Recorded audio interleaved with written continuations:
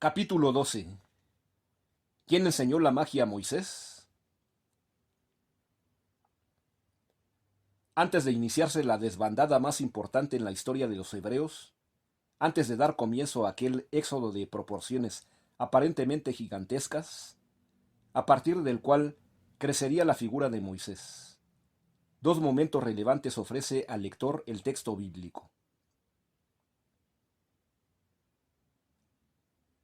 Y ambos presentan puntos sujetos a discusión.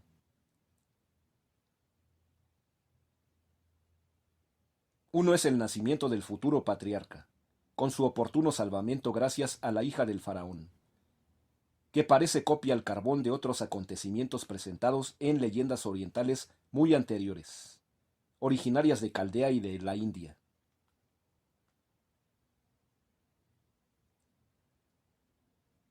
Se ha tomado tan al pie de la letra este pasaje que nadie, ni siquiera el agudo Voltaire, cayó en la cuenta de que el salvamento era poco menos que imposible.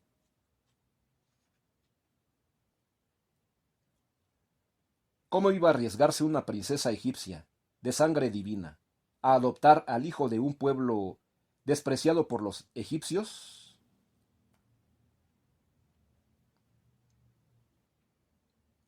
No hay duda de que este pasaje fue injertado en el texto, porque les pareció muy lindo. Seguro los rabinos de Babilonia que nadie iba a protestar.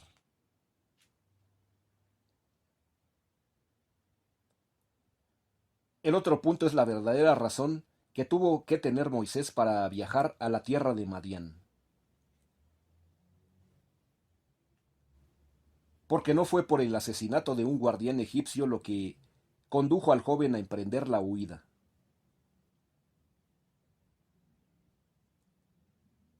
Si pertenecía a una familia poderosa, tan unida al faraón, y siendo sacerdote de Osiris, resulta difícil aceptar que se molestase en matar a un pobre diablo, solo porque no iba a simpatizar con él, cuando era más sencillo encargar al trabajo a un empleado de confianza.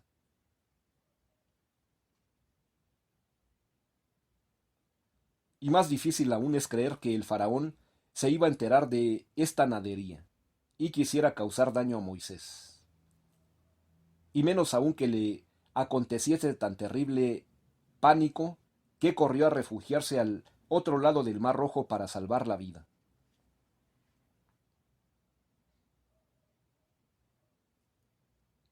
Para que Moisés huyese a aquella tierra, si así sucedió, ¿acaso no es lógico suponer que lo que hizo, porque tenía de aquella amplias referencias, o porque estuvo más allá de una vez, cosa que el texto bíblico parece negar a decir?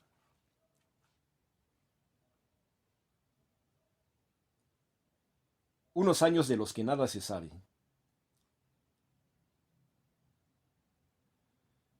La última parte del capítulo 2 del Éxodo informa, en muy pocas palabras, acerca del arribo providencial de Moisés a la tierra de Madián, donde le fue dado salvar de las impenitencias a unos pastores a las 7 hijas del sacerdote Reuel.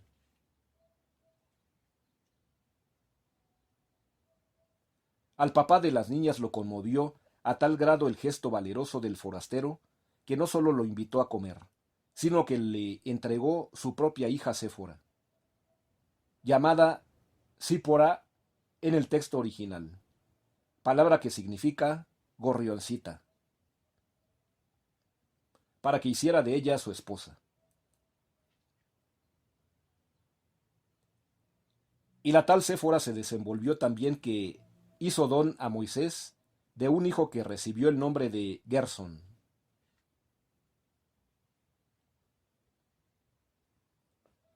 La huida de Moisés después de matar al guardián no recuerda acaso a la de Jacob, refugiándose en casa del tío materno Labán, después de robar la primogenitura a su hermano gemelo Esaú.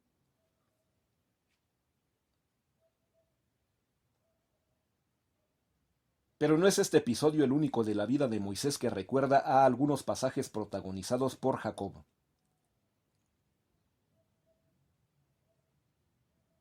El encuentro de Moisés con las 7 hijas de Reuel se asemeja asombrosamente al de Cuento de Sinué, mencionado en páginas anteriores, y también al primer encuentro de Jacob con Raquel, a la que salvó de unos safios, tal como aparece en el capítulo 29 del Génesis.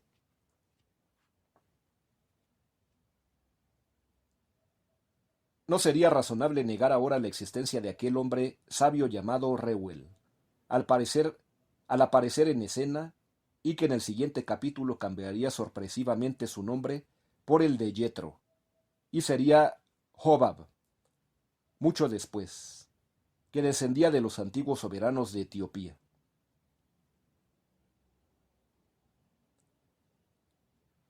Tampoco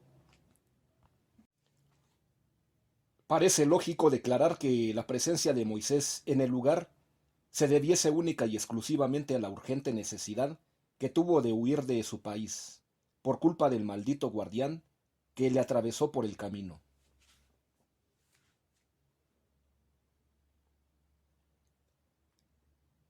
Pueden explicarse las razones de su viaje, precisamente al lugar donde se encontraba el sacerdote de Madián, o se debió todo al azar.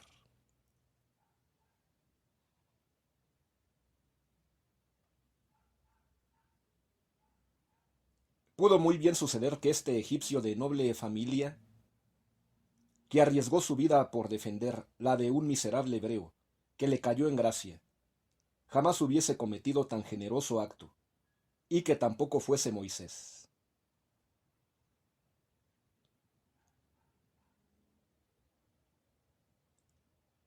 Pudo suceder también que era preciso hallar a un valeroso defensor de los oprimidos, porque era preciso incrustarlo en la historia bíblica, a como diese lugar.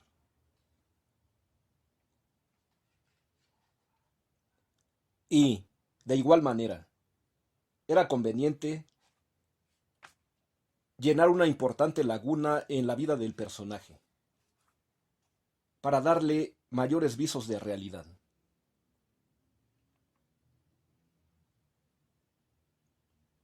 Pues existía una prolongada pausa entre un salvamento milagroso en el río y el momento de llegar a la edad adulta y ponerse al frente de los hebreos listos para emprender la huida.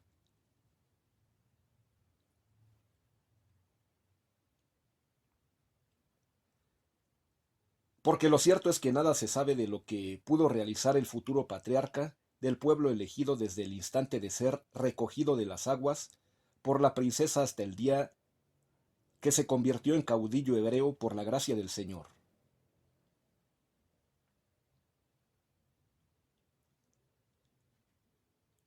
Algo semejante ocurriría en la vida de Jesucristo, de quien se ignora todo desde el día que habló con los doctores en el templo, siendo un niño, hasta su regreso a Jerusalén para poner al frente de sus discípulos y ser finalmente crucificado.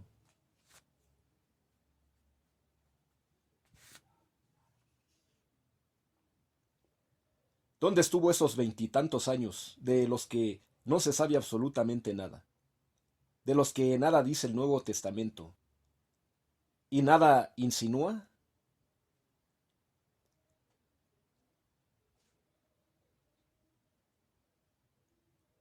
Los teólogos más apegados a la tradición católica se niegan a considerar el tema, porque estiman que cometerían un sacrilegio.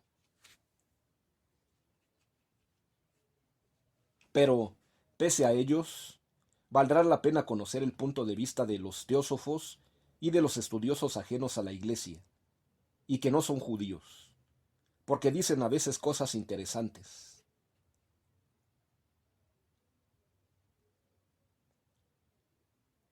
Dicen que Jesús pasó la adolescencia y los primeros años de su vida activa viajando por Oriente.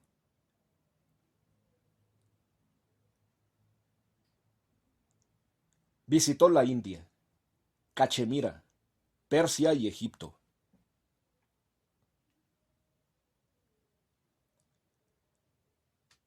Estudió las doctrinas de Gautama Buda y, en la cuna de Zaratustra, supo de su filosofía sobre el bien y el mal, en eterna lucha.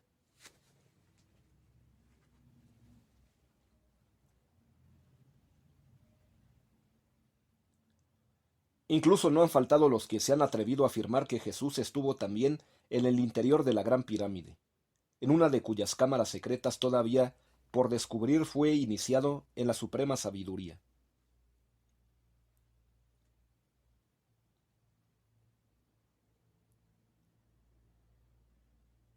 Sucedió como explica la Biblia al referirse a la aventura juvenil de Moisés con la hija de Reuel. O surge este episodio como una pieza que se ha querido colocar un poco a la fuerza en el rompecabezas.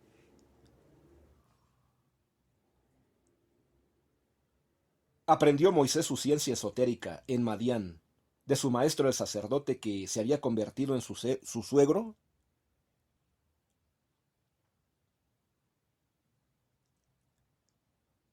Poseía unos poderes mágicos extraordinarios adquiridos en los tiempos en que era un sacerdote versado en las ciencias ocultas.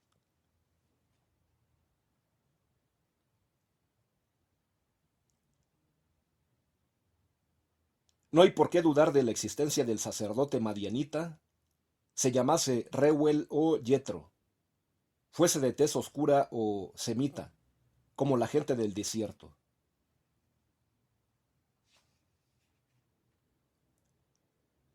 Y tampoco debe negarse que existiese en la localidad un monte cerca del cual un templo atraía a los viajeros desorientados.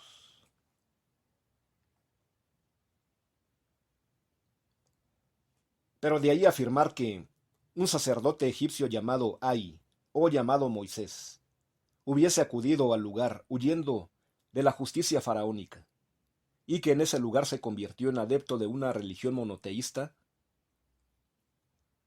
medía una larga distancia y resulta aventurado darlo por cierto.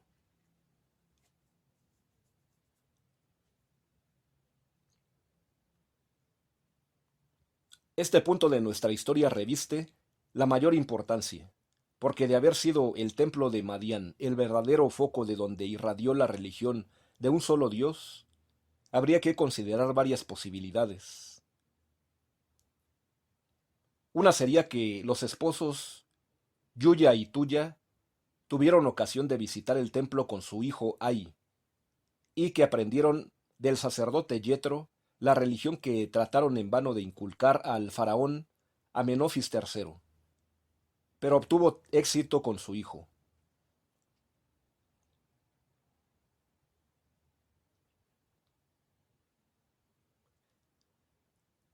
Si fuese cierto que los padres de Ai procedían del Alto Egipto, tan cercano a Etiopía, y pretendían tener un origen noble como el sacerdote de Madián, puede pensarse que eran viejos conocidos de Yetro.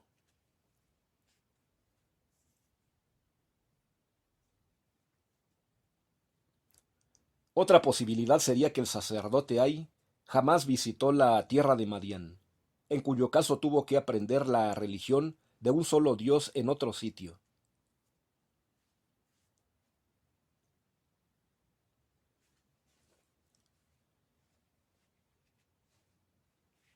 Y es posible entonces que lo que dijeron Freud y algunos historiadores, en el sentido de que un sacerdote egipcio fue el creador del monoteísmo, se basaría en un tremendo error.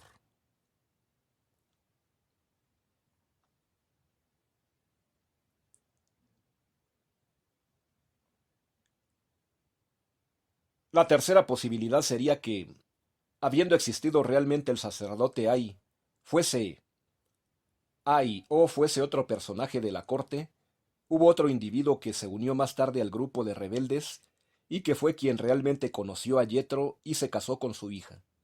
Aprendió sus enseñanzas y se las transmitió a la familia del egipcio.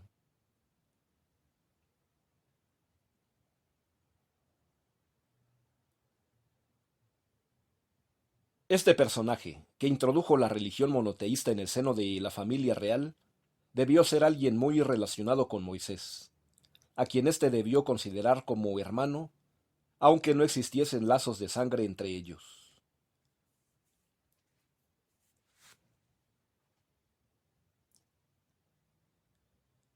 El Éxodo nada dice de sus primeras páginas acerca de su hermano, de un hermano de Moisés, y sin embargo, aparece de pronto al terminar el capítulo 4 y se dice que tiene 3 años de más de edad.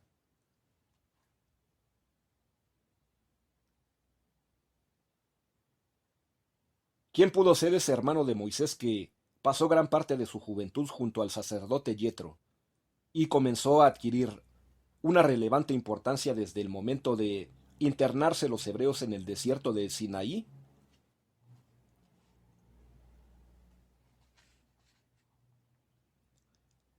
Solamente un hombre puede contestar esta pregunta, y es importante laguna en la vida del personaje.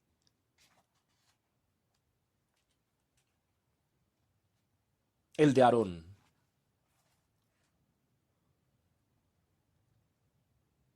El mismo razonamiento nos conduciría a suponer que Séfora, hija de Jethro Reuel, no casó con Moisés, sino con Aarón, y que cambió su nombre por el de Miriam, para convertirse, por obra y gracia de los redactores del Pentateuco, en hermana de ambos.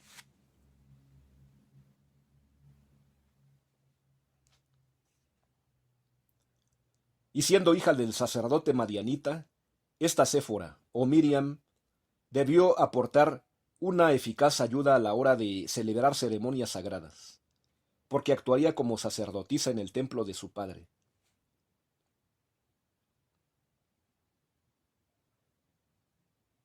Con justa razón la Biblia le atribuye poderes de pitonisa. ¿Suena esto absurdo? Tal vez lo sea.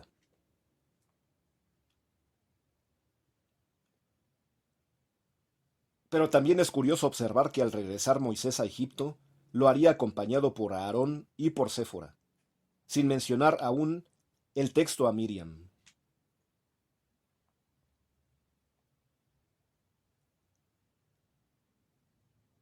¿Con quién viajó esta mujer a Egipto? ¿Acompañando a Moisés o a Aarón?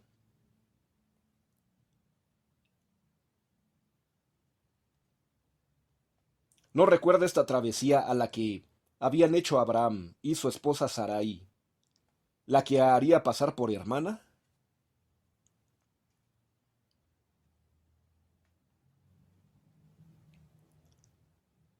El primer encuentro con el Señor. A partir del viaje a Egipto resulta difícil seguirle las huellas a Moisés, si se quiere comparar su personalidad con la del sacerdote ahí.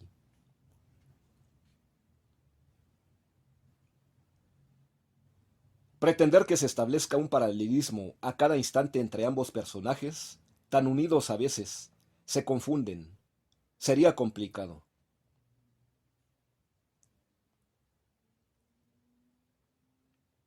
Por esta razón, ¿no será mejor atenernos a la figura del primero, buscando cada vez que ello sea posible una explicación para aclarar los enigmas que se presenten, y que satisfagan al lector tanto como al autor?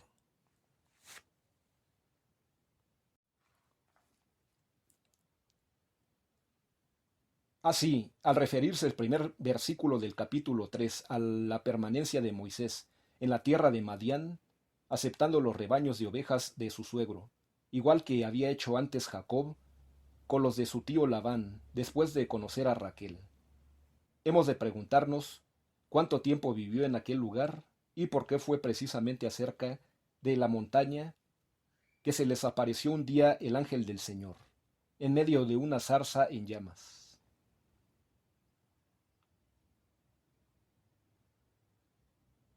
Y de igual manera, se presentan en este capítulo y en el siguiente un par de detalles que no parecen tener sentido.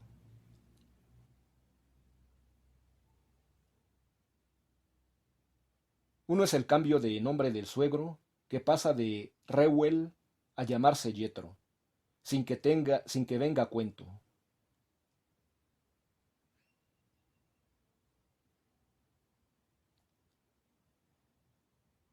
¿Por qué se llama a alguien de una manera para alterar su nombre al poco rato, sin dar explicaciones?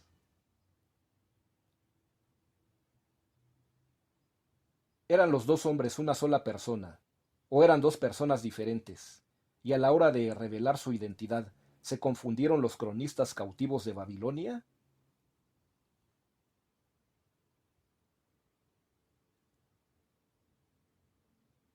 Más aún, en el libro de los jueces, capítulo 4, versículo 2, se dice del suegro de Moisés que se llamaba Jobab, y este mismo nombre se repite en Números 10:29, indicando que el padre de este Jobab se llamaba Reuel.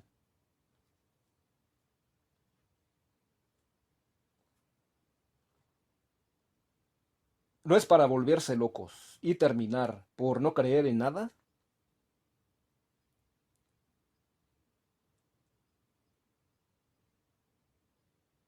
Pero esto no es nada al lado del episodio de la zarza, que ardía sin consumirse.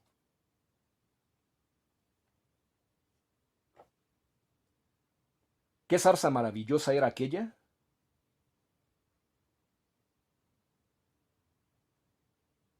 Una broma de los traductores, que desconocían el significado de una palabra, como tantas veces sucedió, y les pareció más sencillo sustituirla por otra.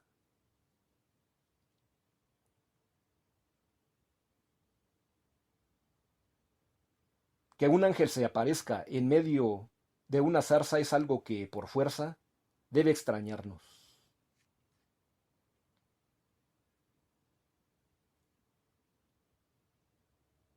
Aunque los ángeles solían presentarse en los lugares más inverosímiles, el centro de una vulgar zarza en llamas no era el más indicado para que todo un emisario celestial dirigiese desde él la palabra a un simple mortal.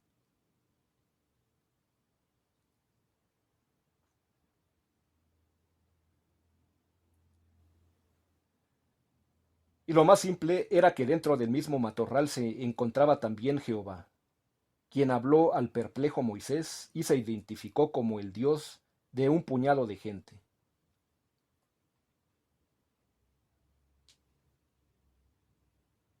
Y todavía más extraño resulta que la zarza estuviese en llamas, y pasaran las horas y no se consumiera.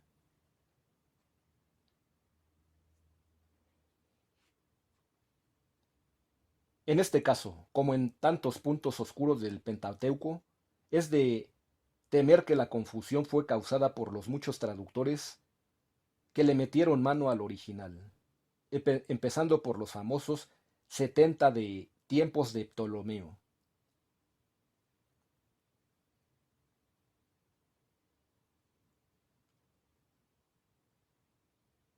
Es posible que la primera versión contuviese el término cene,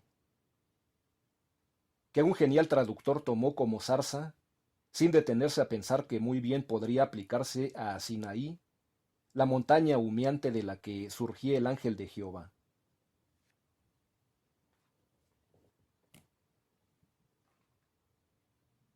Ahora bien, si sustituimos la palabra zarza por la palabra Sinaí en el versículo 2 del capítulo 3 del Éxodo, resulta una frase cuyo sentido es algo más comprensible.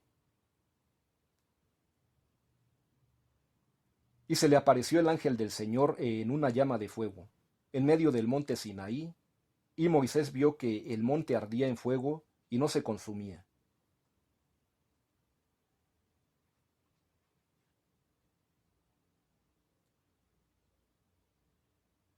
¿Qué sucedió al contemplar Moisés un fenómeno que desconocía y quiso aproximarse a las llamas?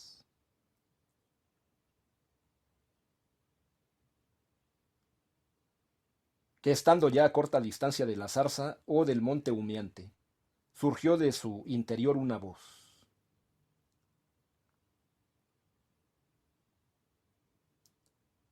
Y la voz le ordenó no seguir avanzando porque el lugar era sagrado.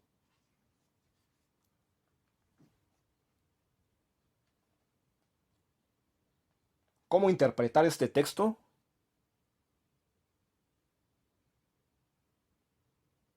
De dos maneras, en las cuales ninguna intervención tendría el Señor.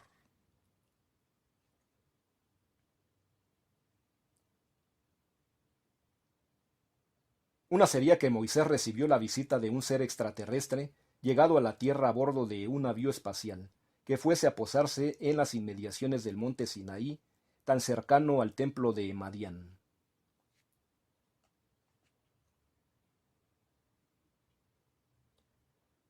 Tal vez el sacerdote Yetro había estado en contacto ya con los señores del cielo, que le enseñaron una religión inspirada en el culto a un Dios único llamado Yahvé.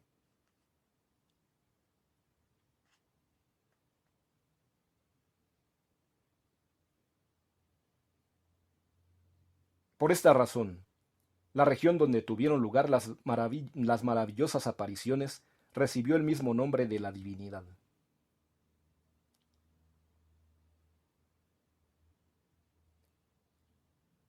Y el joven egipcio fue escogido por los dioses para implantar la nueva religión celestial en el mundo.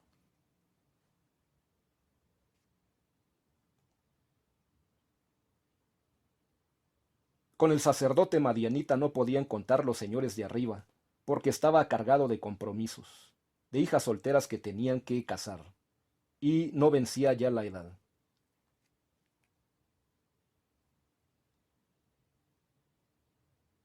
Debían elegir al yerno.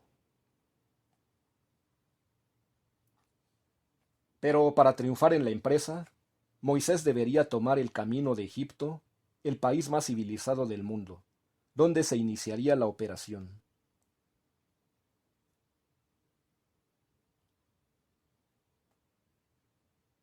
Después de todo, si triunfaba aquí una reforma religiosa, sus efectos se extenderían sin tardar por todas partes.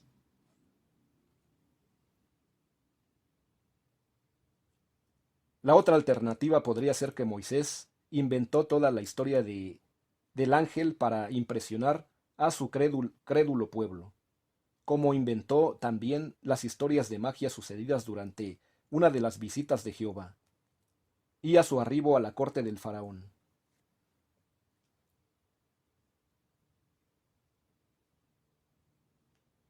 Y esta historia trivial se iría deformando y enriqueciendo al paso de los años, hasta transformarse en la cadena de hechos casi milagrosos mencionados en la Biblia.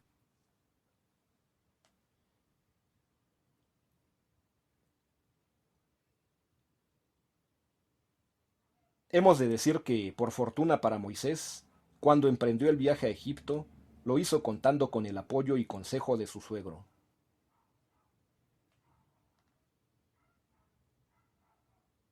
Además, el Señor le había enseñado unos cuantos trucos para impresionar a los egipcios.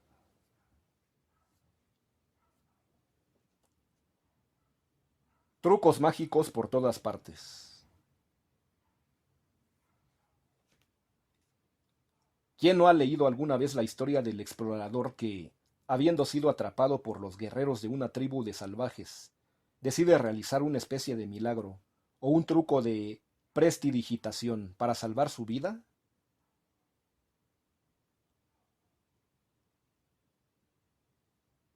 ¿Quién no conoce la historia del misionero apresado por unos caníbales africanos que, estando atado ya, listo para la marmita de agua hirviendo, recuerda que no tardará en producirse un eclipse de sol y amenaza a sus captores con condenarlos a la eterna oscuridad si no deja de inmediato en libertad?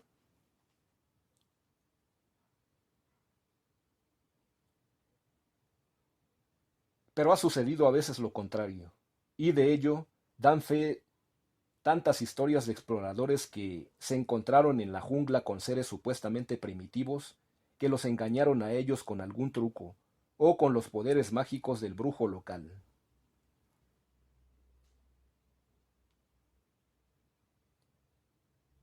Algo por el estilo debió suceder cuando Moisés se presentó en Egipto acompañado de Aarón, después de que Jehová enseñó al primero a convertir una vara en serpiente.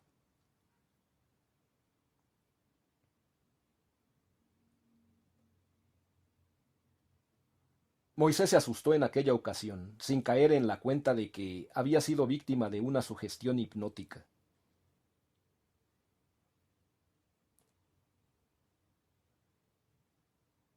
Aprendió fácilmente el truco y quiso que el Señor le enseñase otros.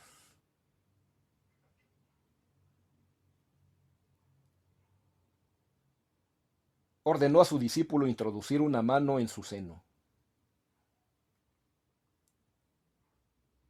Al sacarla, estaba blanca como la nieve, como la mano de un leproso.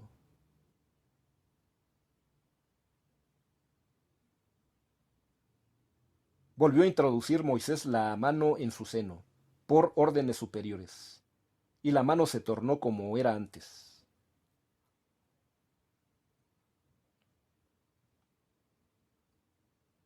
Para hacerle Jehová la tarea más ligera, a su arribo a la corte del faraón, le hizo entrega a Moisés de su vara prodigiosa.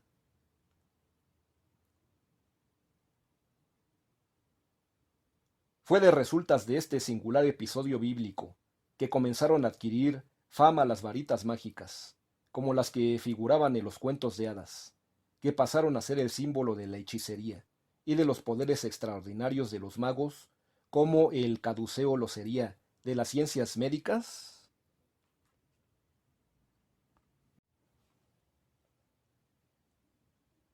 Fue Jehová quien enseñó las artes mágicas a Moisés, o las conocía éste desde los tiempos en que vivió en Egipto, siendo un sacerdote estudioso de las ciencias ocultas.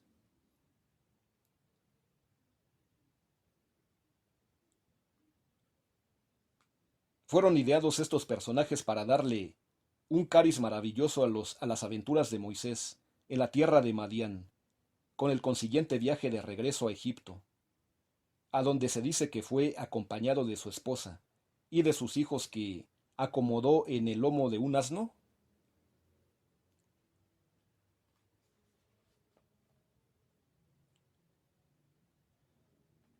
El caso es que Moisés aprendió a la perfección las sabias enseñanzas de su divino patrón, y desde su arribo a Egipto, donde nadie parecía recordar que hubiese sido años atrás el protegido de la princesa, ni que asesinó en la desembocadura del río Nilo a un guardián, dieron comienzo los hechos aparentemente sobrenaturales.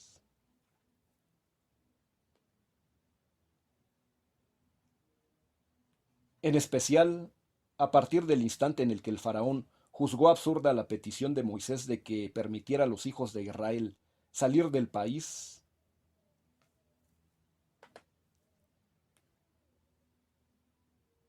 En opinión del faraón, ¿por qué tenía que venir Moisés a soliviantar a la gente que trabajaba pacíficamente en el campo, en esas tierras de Gosén, que estaban al este del delta del río, con tantas ideas de abandonarlo todo en masa y de aceptar la religión estrambótica que venía a ofrecerles?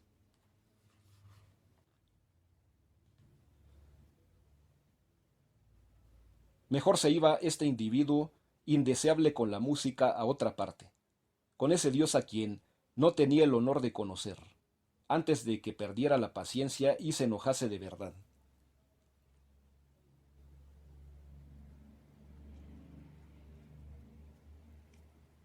Para demostrar entonces el faraón que su señor era mucho más poderoso que los dioses con cabeza de carnero y de chacal, se le ocurrió a Moisés realizar en su presencia algunos trucos de primera.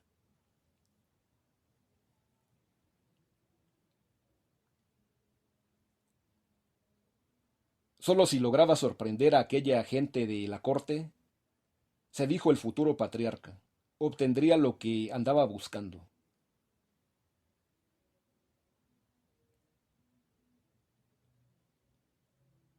Apareció quién sabe de dónde a Aarón, que deseaba realizar parte del trabajo, y tiró al suelo la famosa vara.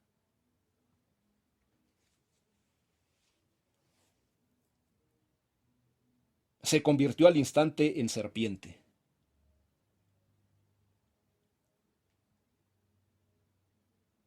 El faraón no se inmutó.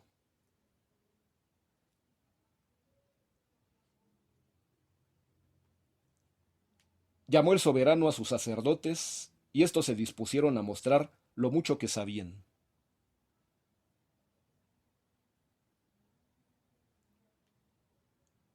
Tiró cada uno su vara al suelo y se llenó el lugar de serpientes.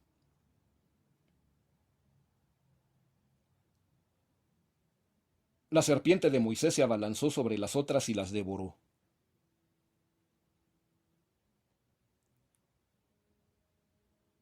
Terminó el juego, por falta de varas. A continuación hubo otros trucos. Resultaron tan impresionantes que se les dio el nombre de plagas.